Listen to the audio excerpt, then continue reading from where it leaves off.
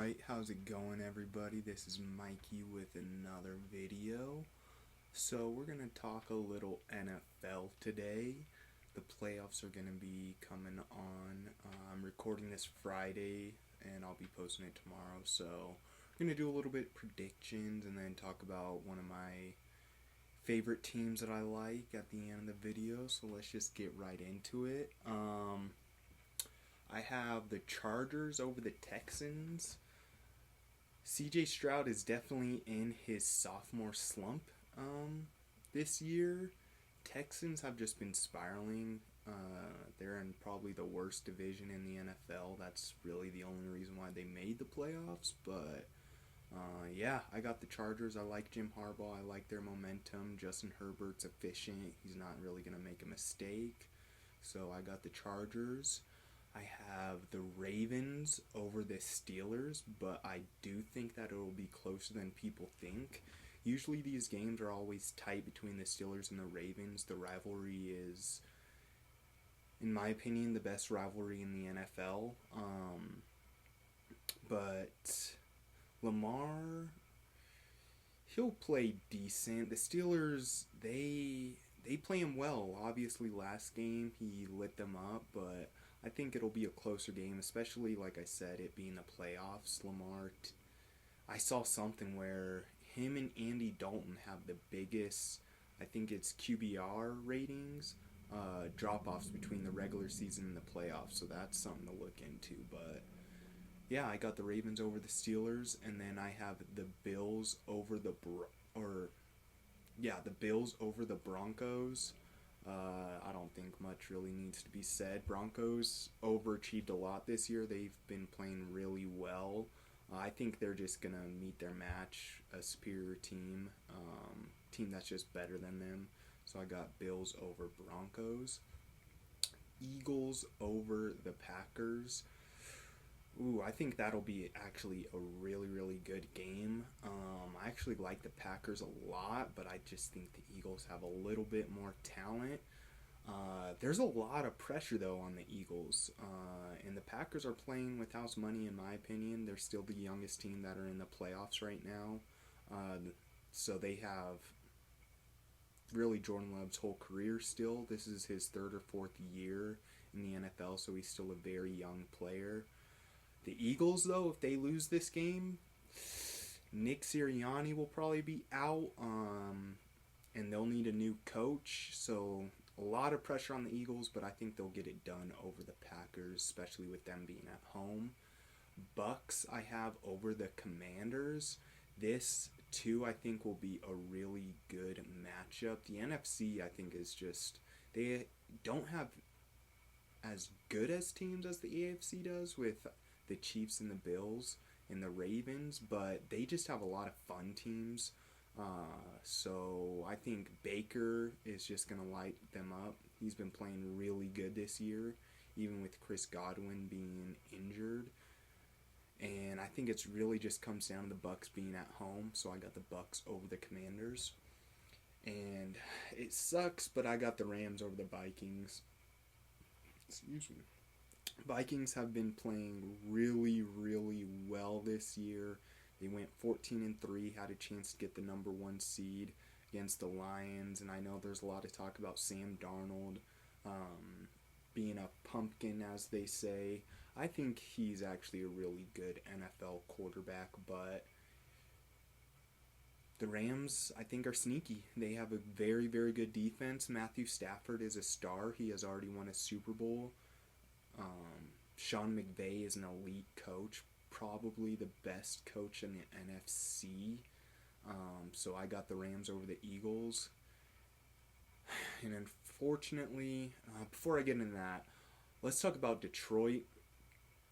Detroit has had a really good year. It is hard not to like that team from the top down, starting with the GM who has built this team from the trenches to the outside. Their line is really, really good offensively. And then their defense, with all the injuries, they're able to just still find ways to win. It's pretty impressive. Their head coach, Dan Campbell, is a superstar. Very, very likable dude. Ben Johnson, everybody thinks he is the best offensive coordinator in the NFL. It's hard to disagree with that with some of their fancy trick plays and just how efficient he's making that offense look. And then Aaron Glenn, I think that's their defensive coordinator. Another really good coach that people think is one of the best defensive coordinators in the NFL. So just a really, really good team. Detroit has never won the Super Bowl. They usually at the bottom, so like I said, it's really hard not to root for them. They went 15-2, number one seed, had a bunch of injuries, played a game that they didn't even need to play in before they played the Vikings. It was weird. It very, very rare where you play a game before your last game that is meaningless, but they went ahead and played it anyways. Could have risked more injuries.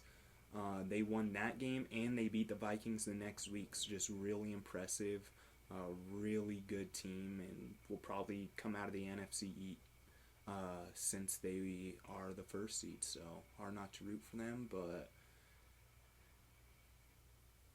the Chiefs are just better, I think. I'm all for dynasties, but Jesus, this is insane, man. I don't mind the Chiefs. I don't dislike them, but I wouldn't mind seeing another team win it. I guess a three-peat first in NFL history, that would be kind of cool to see. But after that, I would be okay if they never win for a while. I like Patrick Mahomes, but obviously there's other stuff that isn't even really about him, more about his family, which is unfortunate. But yeah, the Chiefs, what makes them special is, like I said with the Lions, how everybody from top to bottom is really, really good. That's the Chiefs, but just on steroids. GM is really, really, really good. As you can see, their defense is young and elite.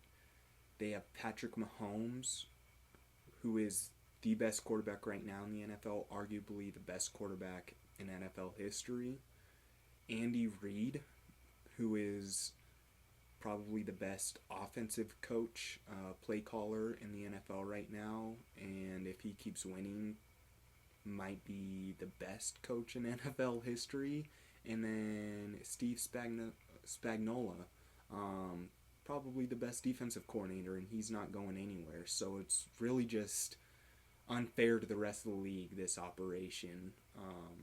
Everybody is one or two at head coach, defensive coordinator, and quarterback, which is probably the most important thing, especially head coach and quarterback. And you usually pair your quarterback with an offensive play caller, so that's why if you have an elite defensive coordinator with that triple trifecta, it's hard to beat them, man. They're like the Patriots, but just flashier, efficient, and they don't lose games. You have to beat them because they're not going to lose them. So let's lead into my team. If you've been watching the video a little bit, you can kind of guess who it is, maybe. But Pittsburgh, baby. The Steel Curtain. Yes, sir. That's my team.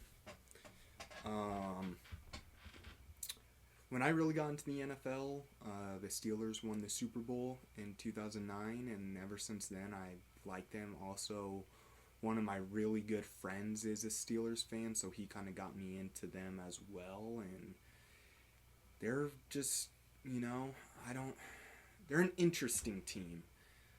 They're like in a purgatory, but it's not that bad, but it's not really good. Usually when you think purgatory, you think of teams that are like 6-11, 7-10. They're not good enough to get a really, really high pick, but they're not or excuse me, they're not bad enough to get a really high pick, but they're not good enough to really make the playoffs or make any noise. Pittsburgh, it's well established now that Mike Tomlin has never had a losing season, which is very impressive. Um, but there's a ceiling, I feel like, with Mike Tomlin, and that's usually the divisional round of the playoffs. Um, your floor is, like I said, around 9-8, just above 500.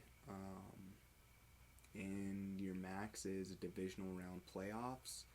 I don't know if it's a quarterback change that we need. Obviously, we have not had good quarterback play since Ben Roethlisberger, which is crazy. That's already been like 4 or 5 years.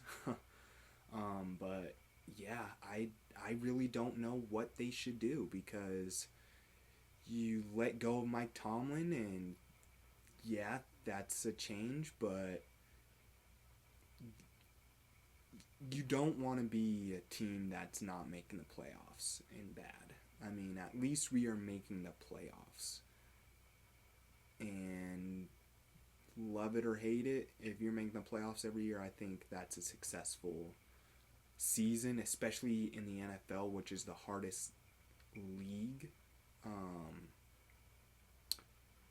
Steelers fans, chill, and people that want Mike Tomlin to leave, please stop because he's an elite coach, and I would hate to see him to leave. I would hope he retires a Steeler, and Steelers just get a quarterback for this coach. Get a quarterback. That's all we need. Once we do that, we'll be past that divisional round, baby. Go Steelers.